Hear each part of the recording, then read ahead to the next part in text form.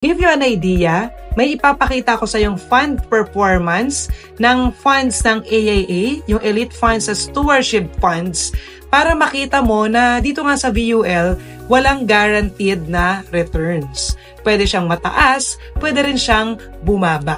Tulad ng nabanggit ko kanina, VUL plan is based on market performance. So, yung ating returns ay hindi guaranteed. Kaya ipapakita ko sa iyo yung historical performance ng funds namin dito sa AAA Philippines, doon sa Elite Funds, tsaka sa Peso Funds. Yung first three funds na to, na AAA Philem Life Elite Adventurous, Elite Balance, and Elite Conservative, ito ay naka-invest sa global market. Kung gusto mong makapag-invest or makapag-save sa other parts of the world, sa US, sa Europe, Africa, Asia, habang insured ka or protected ng life insurance, this VUL plan is for you. Itong tinatawag natin na Elite Funds, na-launch siya noong 2021. Ayan. So, yung ating pinaka-aggressive na fund, itong Adventurous, 16.10 siya. So, may asterisk dito kasi hindi buong taon siya. Tapos may negative 14, may 16, and then last year, 17.16%. Ito namang Elite Balance, so 11.39% siya na hindi full year. Negative 12.42 noong 2022, noong 2023, 13%, and then 13.52% noong 2024. For Elite Conservative, 7.98% yung ating fund.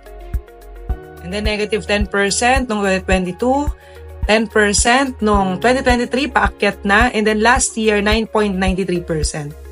Pero ng long-term potential growth, yung money natin, pwede mong ilagay sa VUL for as long as alam natin yung potential na mangyari sa funds. The greater the risk, the greater the potential the return. So kung hindi mo matake yung nagaganyan, nagne-negative yung funds natin, baka hindi ito yung plan para sa'yo. Naman tayo sa next three funds. Ito yung AAA Peso Funds, so invested in the Philippines. Na-launch lang ito noong 2023 and hindi pa full year itong 1.54, ganyan. Tingin tayo sa 2024. Yung AAA Peso Adventurous, ito yung pinaka-aggressive na fund, 2.59% naman last year. Sa Balance Fund, invested in the Philippines, 3%. And then, Peso Conservative, 3.01%.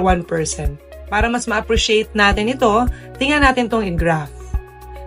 Up, down, up, down, up, down pa man yung market. Pero still, makikita natin yung trends niya paakyat. So, ito yung Elite Balance Fund na naka-invest sa global funds sa abroad. Ito naman yung Peso Balance Funds. Yan, 2023, hindi siya full year. And 2024, so magto 2 years pa lang.